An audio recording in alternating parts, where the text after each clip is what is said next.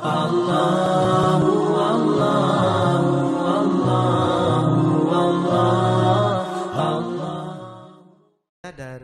akhwat, Assalamualaikum warahmatullahi wabarakatuh. Semoga Allah merahmati Ustadz dan jamaah-jamaah yang hadir di sini. Pertanyaannya, saya harap Ustadz bisa memberikan pencerahan kepada jamaah-jamaah yang masih merokok yang hadir hari ini, khususnya untuk ayah saya yang masih merokok dan ayah saya sedang hadir di sini.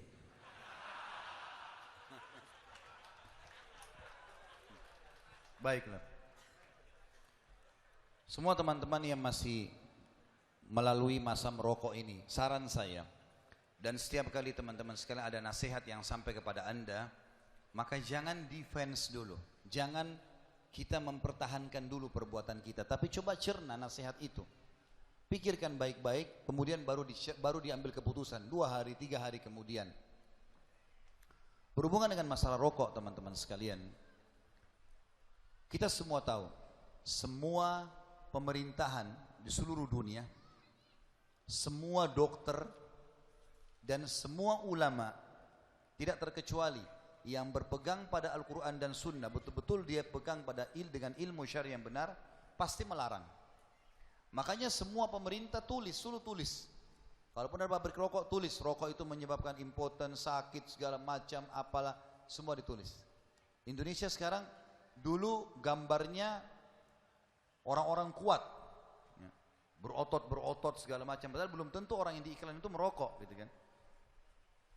Ditulis di bawahnya impoten, apalah, keguguran kalau perempuan hamil. Sekarang sudah mending sedikit. Mulai diganti gambarnya orang merokok, ditulis rokok bisa membunuhmu. Kalau harapan saya ke depan, tahapannya adalah tulisannya yang besar. Rokok bisa membunuh, di bawahnya foto kecil saja. Karena tulisan begitu saja masih banyak orang melanggar ini. Seperti seakan-akan pemerintah suruh tulis itu cuma main-main. Padahal sebenarnya bukan, saudara seiman. Itu hasil penelitian. Seluruh dunia ini, seluruh pemerintah, seluruh dokter yang masih sehat pikirannya. Kalau ada dokter yang merokok ini jadi tanda tanya. Kemudian seluruh ulama juga pasti akan mengatakan tidak boleh. Itu dulu dari satu sisi ya. Sisi yang lain teman-teman sekalian. Ada seseorang di Saudi, kisah nyata. Sekali lagi, tolong yang sedang merokok, jangan defense dulu, tapi pikirin baik-baik coba. Renungi nanti baru diambil keputusan. Ada seorang guru di Saudi, guru SMA, merokok. Dia masuk ke masjid, dia bilang sama seorang syekh, ada seorang ulama, lagi ngisi pengajian. Selesai pengajian, rokoknya ada di kantongnya. Dia bilang gini, syekh, Anda mengatakan rokok haram, mana dalilnya? Mana dalilnya? Kan tidak ada kata-kata rokok dalam Al-Quran dan Sunnah. Ini kan rokok baru sekarang. Kata syekhnya ada. Firman Allah SWT, dan Allah menghalalkan thayyibat dan mengharamkan khaba'ith. Thayyibat semua yang baik-baik, khaba'ith semua yang buruk. Kata dia, tapi saya tidak anggap rokok ini buruk. Saya anggap bagus-bagus saja. Saya sudah sekian tahun merokok, saya nggak sakit, saya sehat, duit saya tetap ada, saya bisa beli. Kata syekhnya, baik, kalau kau anggap rokok baik, saran saya sebentar kau pulang ke rumah ini, beli rokok yang banyak, bagi-bagi, kasih istri, kasih anakmu juga. Apa yang terjadi? Orang ini pakai akal sehat. Oh iya ya, kalau baik nggak mungkin saya larang istri anak saya. Sekalian aja ramai bayi juga kasih rokok sekalian. Diambil, dipatahin sama dia. Dia bilang, sekarang saya tahu kenapa diharamkan. Jadi memang ada pengharaman. Sisi yang lain teman-teman sekalian, semua makanan dan minuman yang tidak disebutkan secara denis karena baru muncul sekarang, diambil hukumnya dari kaidah fikih namanya. Jadi ada beberapa ayat Al-Quran, potongan ayat Al-Quran atau potongan hadis Nabi SAW yang menjadi kaidah fikih. Seperti misalnya pengharaman khamar, minuman keras, dalam surah Al-Ma'idah disebutkan, A'udzubillahi minasyaitonirrajim, yas'alunaka 'anil khamri wal maisir qul fihima ithmun kabir wa manafi'u lin-nas wa ithmuhuma akbar min naf'ihima. Al-ayah. Artinya, ditanyakan hai Muhammad kepadamu tentang khamar dan judi. Katakan keduanya memiliki mudarat, dosa, dan ada manfaatnya buat orang. Orang kalau minum khamr, hangat badannya, fly pikirannya, dia bisa lebih tenang, dia rasa begitu. Judi, bisa dia merasa hiburan, tapi kata Allah, dosanya, bahayanya lebih besar daripada manfaatnya. Jadi keluar kaidah fikih, semua yang mudaratnya lebih besar daripada manfaatnya, hukumnya haram. Karena memang Allah mengharamkan khamr gara-gara itu.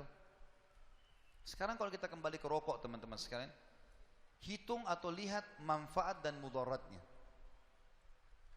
Mungkin satu-satunya konsumsian yang dijual luas tidak punya tanggal expire cuma rokok.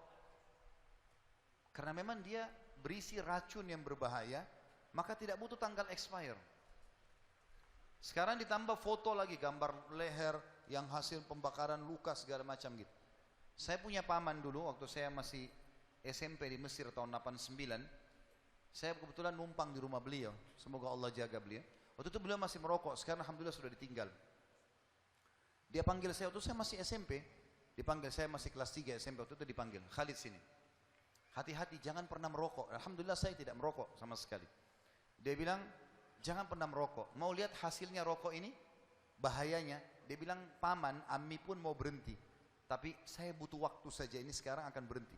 Lihat nih bahayanya. Diambil sama dia potongan kain putih. Lalu asap rokok itu setelah dia isap, ditiupkan ke kain putih itu. Ditempelkan di mulutnya, ditiup. Langsung belang tuh, berwarna hitam kain putih itu. Di titik yang ditiupin asap itu. Dia bilang, ini keadaan jantung dan paru-paru kami yang merokok. Di dalam ini sebenarnya rusak ini. Dan kita tahu kalau teman-teman berobat ke dokter, yang paling dokter tanya pertama apa? Merokok atau tidak, minum minuman keras atau tidak. Ini semua pertanyaan ada alasannya. Jangan kita lalai dari situ. Jangan sudah jelas-jelas peringatan dari semua sisi datang, kita masih mengatakan nggak masalah. Orang tua saya atau kakek saya merokok sampai umur sekian tidak mati. Bukan masalah itunya. Memang karena orang mati ajalnya datang, gitu kan? Tapi permasalahannya adalah pelanggaran-pelanggaran yang terjadi. Kita merusak kesehatan itu dosa. Kita membuang-buang uang, membeli sesuatu yang tidak bermanfaat juga dosa.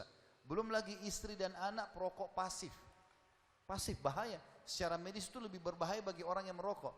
Dia belum punya pertahanan diri, ya. Dia belum punya antibodi untuk itu. Beda dengan orang yang sudah merokok, mungkin sudah terbiasa. Belum lagi bau badan, bau mulut, bau baju. Rata-rata teman-teman yang sudah meninggalkan rokok, akhirnya dia baru sadar, oh ternyata selama ini bau badan saya seperti ini, bau rokok saya seperti ini, bau ruangan saya seperti ini, dan seterusnya. Jadi ini memang mudaratnya sangat besar. Kita bisa alihkan kepada hal-hal yang lain. Misalnya kita minum susu, makan permen, hal yang bermanfaat lah, gitu kan. Lalu kalau misalnya ini masakan, tapi saya berat, sebenarnya ini sugesti. Ini penutupan dalam tema kita. Maksudnya dalam pertanyaan ini, teman-teman sekalian, kalau orang sugestinya, kalau yang hadir semalam, saya sempat bahas masalah dahsyatnya Ramadan itu. Di antaranya adalah kita harus punya sugesti positif. Teman-teman kalau merokok kita tanya, kenapa merokok? Umumnya jawabannya, saya kalau tidak merokok tidak bisa berpikir. Saya kalau tidak merokok, saya tidak percaya diri. Nah ini mirip dengan orang kalau bela diri, saya nggak bisa berantem, saya tidak bisa membela diri saya kalau saya tidak pegang senjata. Jadi bergantung pada itu. Saya kalau tidak minum kopi pagi hari, kepala saya pusing. Nanti pusing benar kalau nggak ada kopi. Ini harus diganti persepsinya. Saya bisa tinggalkan. Orang tua saya, ayah saya dulu merokok waktu beliau masih muda. Beliau menceritakan bagaimana meninggalkannya. Paman saya juga begitu punya pengalaman. Dan mereka bisa spontanitas meninggalkan. Awalnya lidahnya merasa nggak enak, tapi karena dia tahu bahayanya lebih besar, dia demi kesehatan, demi keluarganya, maka dia tinggalkan. Maka insya Allah orang yang meninggalkan ini akan mendapatkan pahala karena meninggalkan sesuatu yang khaba'ith atau yang buruk yang dilarang dalam Al-Quran. Taib.